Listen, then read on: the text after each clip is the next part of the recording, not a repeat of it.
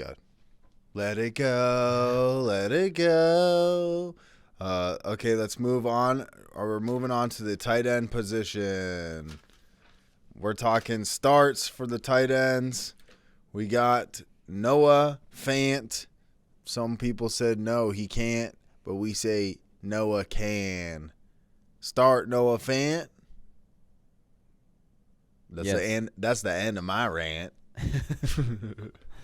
Yeah, I'm starting Noah Fant right here. This one might be a no-brainer for some people, but, I mean, who knows? He's kind of been up and down throughout the season, but the matchup is pretty good for him this week against the Raiders. The Las Vegas Raiders right here. So, yeah, Miami, Gesicki had a good game against the Raiders. The Chargers, Donald Parham and Jared Cook, they had a good matchup or a good game against the Raiders as well.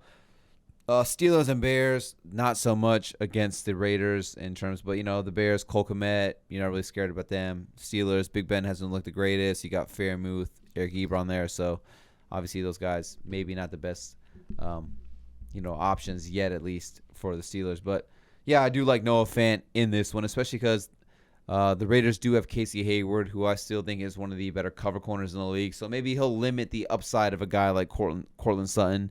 He'll limit Tim Patrick to some degree, which should help Noah Fant kind of like in the middle of the field against like these linebackers and these safeties. And we touched on it in the waiver wire episode. Teddy Bridgewater, a very accurate quarterback. Maybe not the most flashiest quarterback. He's not going to put up these crazy numbers, but Teddy Bridgewater, a very good NFL quarterback in terms of like he knows how to play quarterback. A good game manager, very accurate with the football. So, yeah, I like Noah Fant this week to be a top 10 tight end. Nice. Noah Fant. Fucking start him. Yeah, I'm with it. Noah Fant was my start last week, and but if you look at the with Noah Fant, it's like under 10 points, over 10 points. Under 10 points, over 10 points. And then this past week it was under 10 points. So, if you follow the chart, the trend against this week, he should get over 10 points, should get a touchdown. It's literally no touchdown, no touchdown. So, yeah. I mean, in that game against the Jets, week 3, he had 3 targets for 2 yards, or he had like three targets, 2 receptions, 15 yards. They were smacking the Jets. So it's like they didn't really need to utilize him here. I think this game will be, I do think that the Broncos will win this game against the Raiders, but I think it'll be a division game, so it'll be a little bit more competitive. So, yeah, I do think that they'll need to utilize him more in this game. Guess his snap percentage in week 5? 97%. Well, what the fuck? I'm looking at it on the phone. I know you are. That's pretty high. That's pretty crazy. Cheating. Let's go on to, we got a couple other tight ends. These are more guys. You could pick these guys up. We got Ricky Seals-Jones for the Washington football team. This guy, Ricky Seals. I feel like, Anthony's not here. I want to do animal noises for him. Like it's a seal. That was my own noise. But Ricky Seals-Jones comes in because Logan Thomas goes out. Taylor Heineke and him have this beautiful touchdown. And yeah, I think Ricky Seals-Jones, he had 8 targets last week. I'm about it. I mean, yeah, no doubt that, playing against the Chiefs, not very good at defending the tight end position. The Chiefs have allowed the most receptions, the most receiving yards, sorry. They've allowed the most receiving yards to tight ends and the 5th most receptions to the tight end position. If we like Tyler Heineke here, obviously Terry McLaurin should eat and have a good day as well. But it looks like Ricky Seals-Jones could be that guy as well. He played 82 of the 83 snaps for the Washington football team last week. A majority of them where he lined up either in the slot or out wide. Yeah, I do like Ricky Seals-Jones here, especially, you got George Kittle, who's, he's on IR, but, the Niners tight end, they're on bye. Kyle Pitts on a bye. So if you're kind of just looking for a guy to, hey, I just need a guy I can go grab off the waiver wire potentially and throw into my lineup, I think Ricky Seals-Jones is that guy that you could pick up and start in your lineup.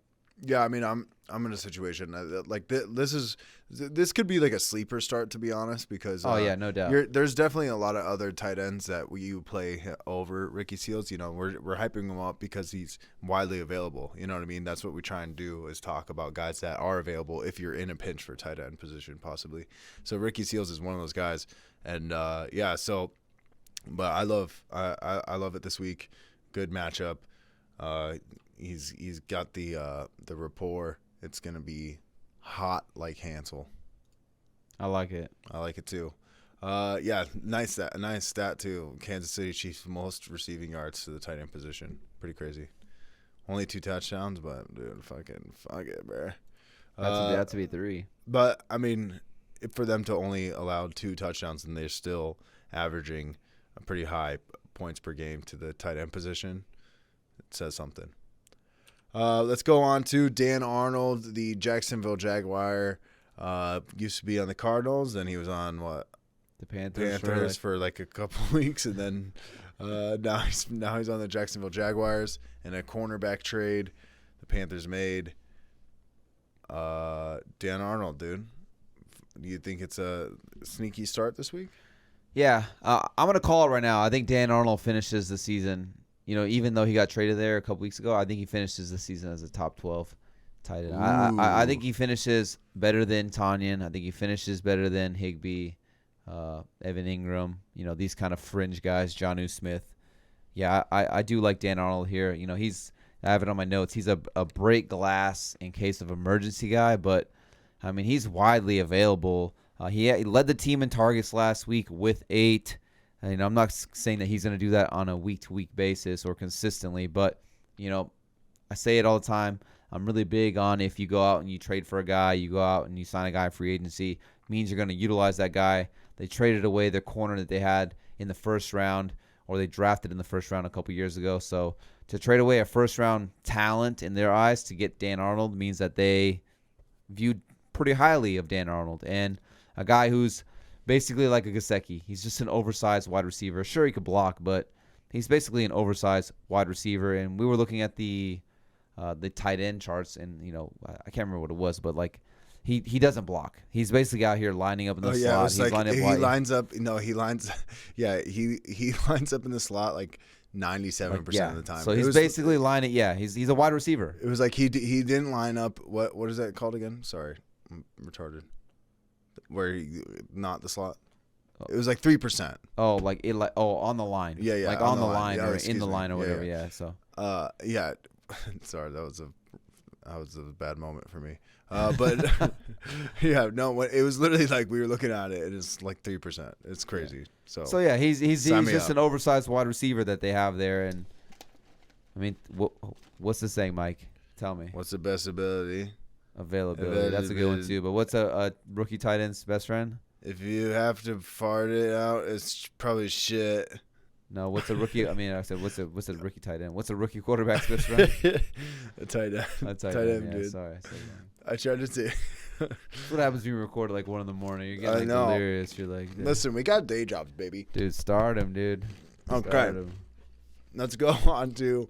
Let's move on to. We don't really have sits for tight ends because we realize that you never have like a tight end that you're sitting. Yeah. You know, it's kind of a silly, silly segment. You're trying to find guys to start. Yeah, it's kind of a silly segment, to be honest. But yeah, let's go into the defenses. I'm sitting George Kittle this week. Yeah, for sure. I mean, yeah. Sorry, that took me. Hey, did you like that video? No, not the one of Big Ben completely eating shit when nobody even touched him. I'm talking about our fantasy football video we just did. You just watched. Well, guess what? That was just a clip from the full audio podcast. So if you want to check out the whole thing, links down below. AVG Fantasy Football Podcast, Stitcher, Spotify, all of them. Anywhere you can get audio podcasts, we're there. Go ahead and check it out. And if you don't want to look at your fantasy team to look the way Big Ben does right here, wait for it. Come on, replay. This is your fantasy team. But that won't be your fantasy team if you subscribe to AVG Fantasy Football. So go ahead, subscribe, and like this video. subscribe to the channel and like